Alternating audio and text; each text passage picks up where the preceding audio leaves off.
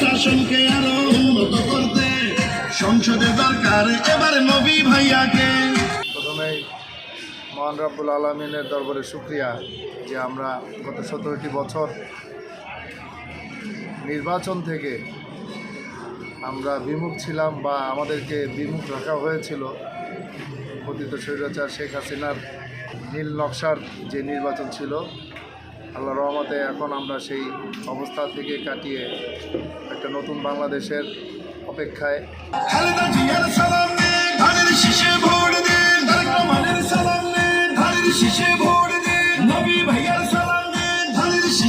বারো ফেব্রুয়ারি একটি নতুন নির্বাচন, স্বতঃস্ফূর্ত অংশগ্রহণমূলক নির্বাচনের অপেক্ষায় আমরা আছি। আমি শফিউল্লাহ রাজু রোকেয়া হাসান কলেজ কেন্দ্রের সদস্য সচিব। আমার এই কেন্দ্রের 3টি মহল্লার ভোটারদের নিয়ে আমি কাজ করছি এবং ভোটারদের সাথে আমার প্রতিনিয়ত কথা হচ্ছে। বাড়িতে বাড়িতে যাচ্ছি আমরা এবং যারা সাধারণ এই এলাকার মুরব্বী এবং ভোটাররা আছেন তাদের সাথে আমাদের কথা হয়েছে।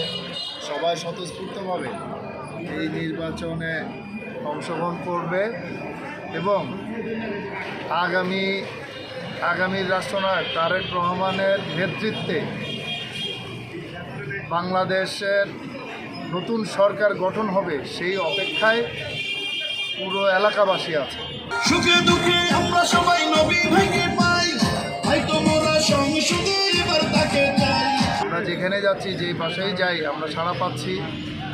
আমাদেরকে আন্তরিকতার সাথে প্রতিটা ভোটার আমাদেরকে গ্রহণ করছে এবং আমরাও তাদের সাথে যতটুকু সৌহার্দ্যপূর্ণ সহযোগিতামূলক কাজ আমরা করে যাচ্ছি। বাড়িতে বাড়িতে ভোটার স্লিপগুলো আমরা পৌঁছে দিয়েছি ইতিমধ্যে। ইনশাআল্লাহ 12 তারিখ সারাদিন মানুষ স্বতঃস্ফূর্তভাবে ভোট কেন্দ্রে আসবে, ভোট দিবে ইনশাআল্লাহ। সেই অপেক্ষায় এখন আমরা আমাদের এই কেন্দ্র এলাকা সহ পুরো দেশ, আমাদের এই 65 নং ওয়ার্ড বিএনপির যে সাংগঠনিক কর্মকাণ্ড, সেই কর্মকাণ্ডে আলহাজ নবিল্লাহ নবী ভাইয়ের নেতৃত্বে ধানের শীষকে আমরা বিপুল ভোটে বিজয়ী করব ইনশাআল্লাহ। আমি আশা করি নির্বাচন সুষ্ঠু হবে। এই নির্বাচন সুষ্ঠু হলে বিপুল ভোটে দাঁড়িপাল্লা বিজয়ী হবে। আমার পরিবারে 12টা ভোট, ইনশাল্লাহ 12টা ভোটেই দাঁড়িপাল্লায় পড়বে।